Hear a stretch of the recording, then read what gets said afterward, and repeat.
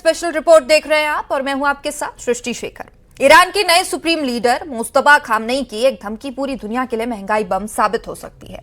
Mustafa Khamenei ने साफ कह दिया है कि जब तक अमेरिका और इजराइल की बमबारी नहीं रुकती तब तक हॉर्मुज स्ट्रेट से तेल की एक बूंद भी नहीं गुजरेगी। मुस्तफा ने हॉर्मुज स्ट्रेट को आधिकारिक तौर पर नो गो जोन घोषित कर दिया है। ईरान की इस धमकी और उसके इस एक्शन का असर है कच्चे तेल की कीमत बेहिसाब बढ़ गई है।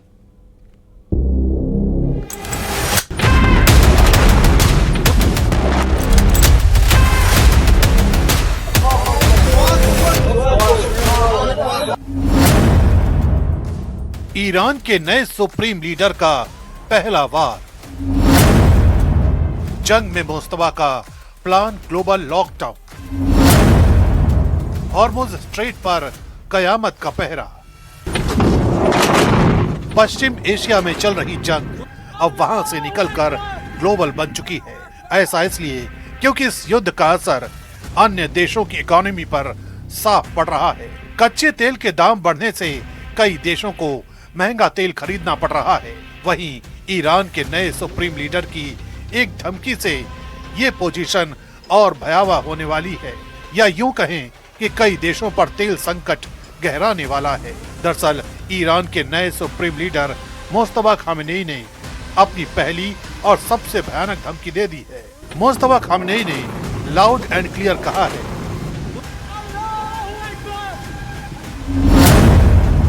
कि जब तक अमेरिका और इजराइल की बमबारी नहीं रुकती तब तक हॉर्मुज स्ट्रेट से तेल की एक बूंद भी नहीं गुजरेगी। मुस्तफा खामनेई की ये सिर्फ धमकी नहीं बल्कि दुनिया की अर्थव्यवस्था का गला घोटने की साजिश है। मुस्तफा का बयान दुनिया के कई देशों के बजट को बिगाड़ सकता है, दुनिया के बाजार को खाक कर सकता है, क्योंकि दुनिया का 20% क्रूड ऑयल इसी हॉर्मुज के रास्ते से गुजरता है। कच्चे तेल के लिए हॉर्मुज स्ट्रेट कितना मायने रखता है, इसे इस बात से समझ लीजिए कि जंग शुरू होने के बाद से कच्चे तेल की कीमत बेहिसाब बढ़ गई है। अंतर्राष्ट्रीय बाजार में तेल की कीमत $100 प्रति बैरल को पार कर चुकी है। पश्चिम एशिया में समंदर के इसी रास्ते को ईरान बंद करने का दावा ठोक रहा है। यानी ईरान के नए सुप्रीम लीडर मुस्तफा खामनेई गद्दी पर बैठते ही अपना रंग दिखाना शुरू कर चुके हैं। तभी तो उन्होंने हॉर्मुज स्ट्रेट से एक भी बूंद तेल न गुजरने देने की धमकी दी है। यही नहीं, ईरान ने खाड़ी देशों को भी चेतावनी दी है कि अगर उन्होंने अमेरिकी बेस का इस्तेमाल होने दिया तो उनका हश्र भी बुरा होगा। ईरान की जिद का नतीजा है कि हॉर्मुज से होने वाला व्यापार अब 90% तक ठप हो चुका है। इजराइल और अमेरिका ने 28 फरवरी को ईरान पर जो हमला किया था उसका खामियाजा अब पूरी दुनिया भुगत रही है। ईरान ने हॉर्मुज स्ट्रेट को बंद कर दिया है। वहां से अगर कोई जहाज गुजरने की कोशिश भी कर रहा है तो उस पर ईरान हमला कर रहा है। इस बीच हॉर्मुज स्ट्रेट अब सिर्फ समंदर नहीं रहा बल्कि जहाजों का कब्रिस्तान बनता जा रहा है, क्योंकि ईरान की छिपी हुई पनडुब्बियां और उसके घातक ड्रोन लगातार जहाजों को निशाना बना रहे हैं। जंग में मुस्तफा खामनेई की आत्मघाती रणनीति का अंदाजा इस बात से लगाइए कि उन्होंने हॉर्मुज के संकरे रास्ते में बारूदी सुरंगें बिछा दी हैं, जिसकी वजह से जो भी जहाज हॉर्मुज स्ट्रेट को पार करने की कोशिश करेगा वो समंदर की गहराई में जल समाधि ले लेगा। हालांकि ईरान के इस घातक एक्शन पर अमेरिका का प्रहार भी हो रहा है। अमेरिका की सेना ने माइंस बिछाने वाले ईरान के कई जहाजों को तबाह कर दिया है। इसके बावजूद ईरान अपनी धमकी पर अड़ा है, डटा है, जिसका अंजाम ये है कि समंदर की लहरों पर अब सिर्फ बारूद का धुआं है। ईरान के नए सुप्रीम लीडर मुस्तफा खामनेई की सनक का ही असर है कि क्रूड ऑयल के दाम बेतहाशा बढ़ रहे हैं। खाड़ी के कुछ देशों में बिजली कटौती शुरू होने लगी है। वो दिन दूर नहीं जब पश्चिम एशिया की ये जंग वहां से निकलकर दूसरे देशों के किचन और गाड़ी के टैंक तक पहुंच जाएगी। मुस्तफा खामनेई ने हॉर्मुज स्ट्रेट को अपनी ढाल बनाया है तो अमेरिकी राष्ट्रपति डोनाल्ड ट्रंप इस चक्रव्यूह को तोड़ने के लिए और भी ज्यादा घातक हमले की तैयारी कर रहे हैं।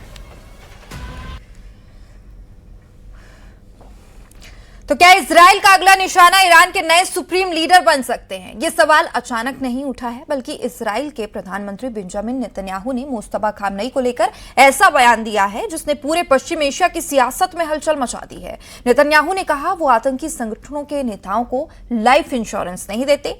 सवाल यही है, क्या ये सिर्फ बयान है या आने वाले एक और बड़े ऑपरेशन का संकेत है?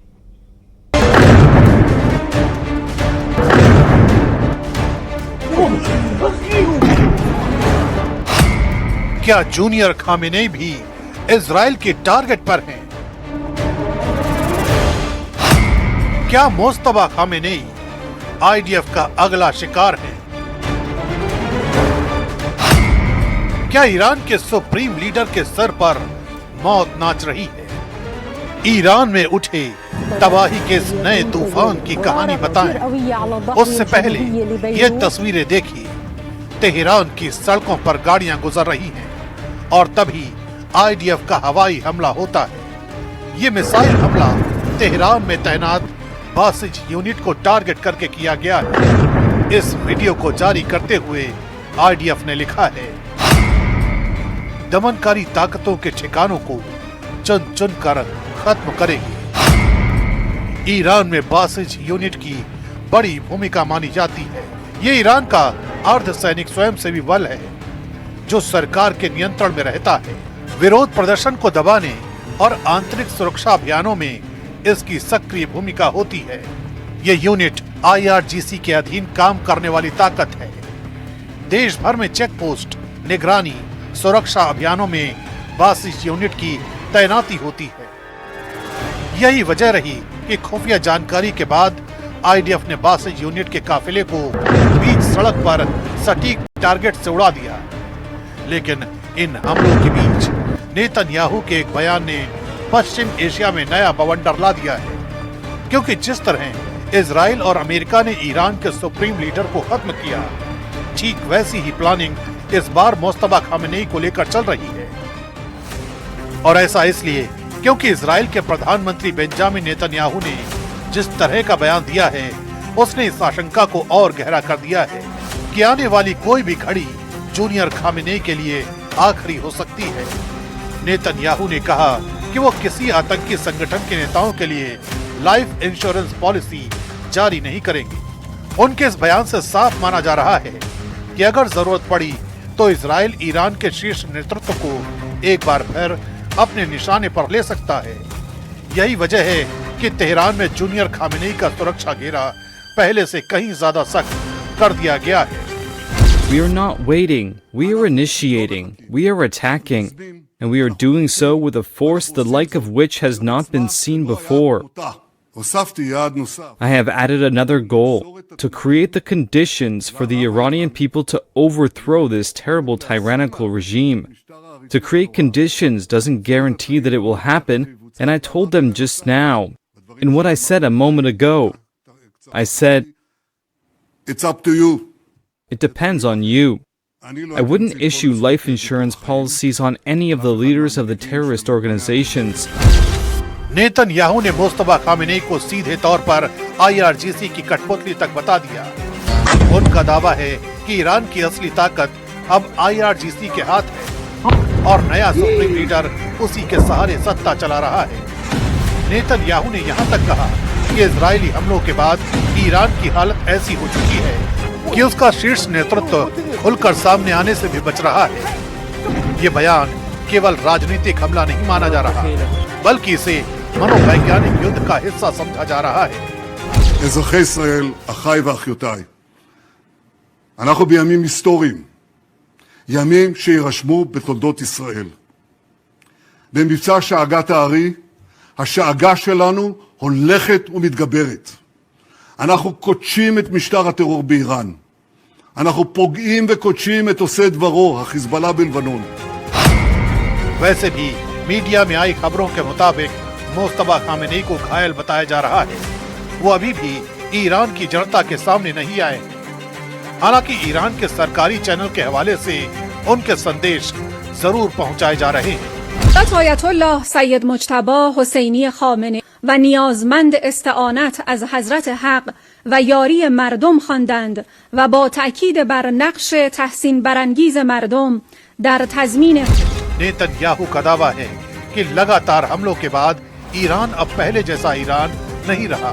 उनके मुताबिक इजरायली हमलों ने ईरान के कई अहम सुरक्षा और सैन्य ढांचे को भारी नुकसान पहुंचाया है। लेकिन बड़ा सवाल अब भी वही है, क्या इजराइल अपने इस अभियान को आगे बढ़ाकर सीधे ईरान के शीर्ष नेतृत्व तक पहुंचने की कोशिश करेगा? अगर ऐसा हुआ तो ये केवल एक सैन्य कार्रवाई नहीं बल्कि पश्चिम एशिया की राजनीति को हिला देने वाली घटना साबित हो सकती है। और इसी वजह से दुनिया की निगाहें अब तेहरान पर टिकी हुई हैं।